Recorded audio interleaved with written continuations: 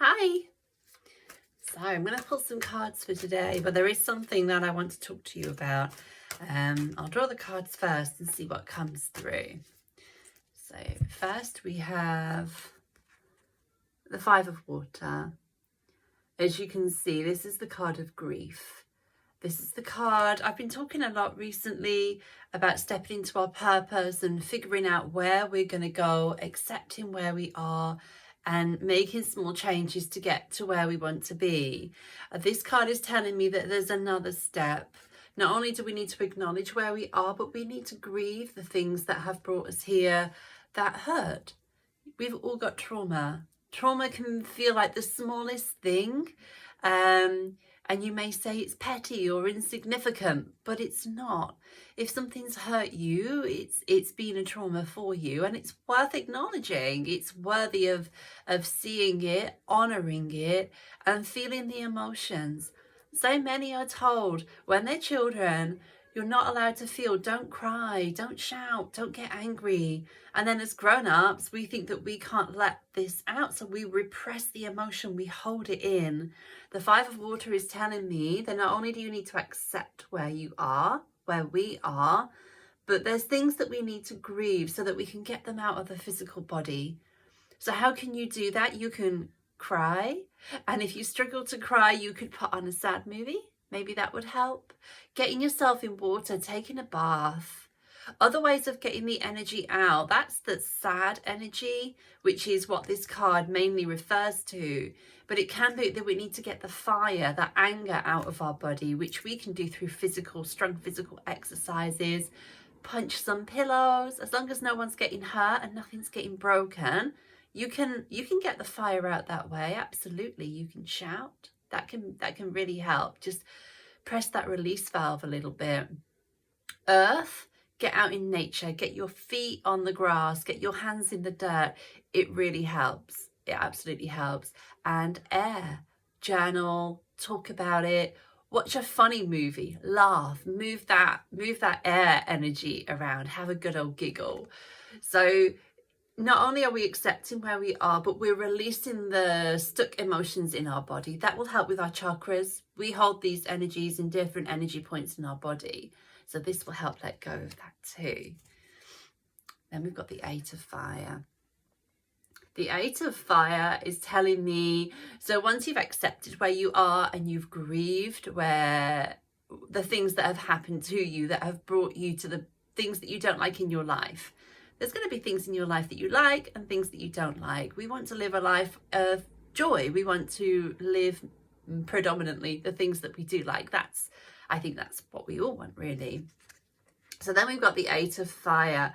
The Eight of Fire is I feel like this is a Sagittarius energy card. It's really powering us forward. It's having passion. It's wanting to do all these exciting things. Recently I've pulled the Page of Fire a few times. That's a passionate, fiery, moving forward with curiosity card. The Eight of Fire is more fast moving than that. So what can you change right now? What small step can you take? What small habit, or maybe slightly bigger one, can you break? Could it be a self-limiting belief? I can't, I shouldn't, I should. That's the worst one, I think. Thinking that we should do things really holds us back. So this is asking me, what self-limiting belief, if you were to let it go and replace it with its polar opposite that would serve you, it would really power you forward. So rather than I am ugly, I am beautiful, I am weak, I am strong, these are massive I am statements. You can do mirror work with this. You can affirm in the morning, you can write out your affirmations, you can say them in a voice note. You can, if you find a like-minded friend, one of my very best friends, we sometimes voice note each other our dreams as if they're already a reality. So we'll let each other know before we do it, and then we'll send a voice note to say, oh my God, this most amazing thing is happening in my life. And we just, I feel, and we say these things to each other. It's amazingly powerful. Okay, so grieve and then let go of something and replace it with something really big, a really deeply held belief about yourself. And the Star. This card is telling me that you need to fill your cup. Can you see? She's got a jug and it's full, it's heavy. You can see that. So many of us haven't got a full cup. We feel guilty because we should be doing this and we should be doing that. And we are pouring to our loved ones from an empty cup, which brings resentment. It brings exhaustion. It brings snarky comments. It brings loss of temper, because we are trying to give what we do not have. How can you start filling your cup? What do you want? What do you need? You are in a human experience. A lot of us, we're like, oh, I'm a soul. It doesn't matter. I don't have to do these things for myself because it's all an illusion.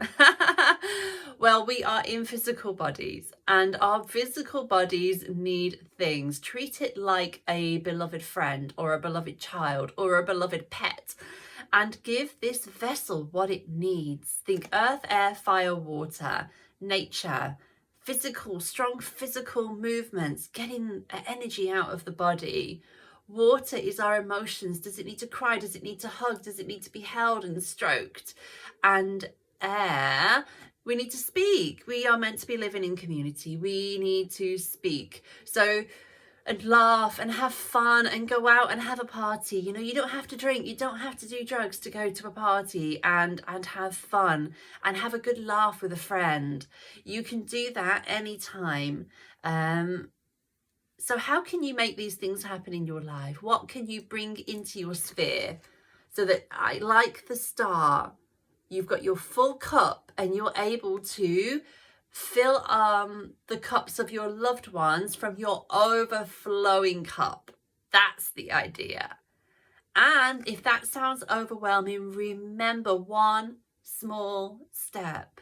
What small change are you going to make this week or today? What small change? Because if you make a small change every day, that's 7 in a week. That's 7 bad habits that you are releasing and replacing with habits that serve you. So not only are you losing 7 bad habits, you're gaining 7 beneficial habits. Isn't that the power of 14, really?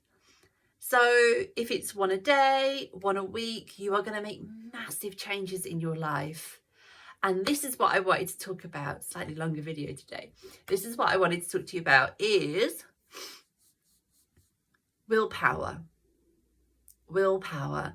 Did you know that your amount of willpower that you have in a day is finite?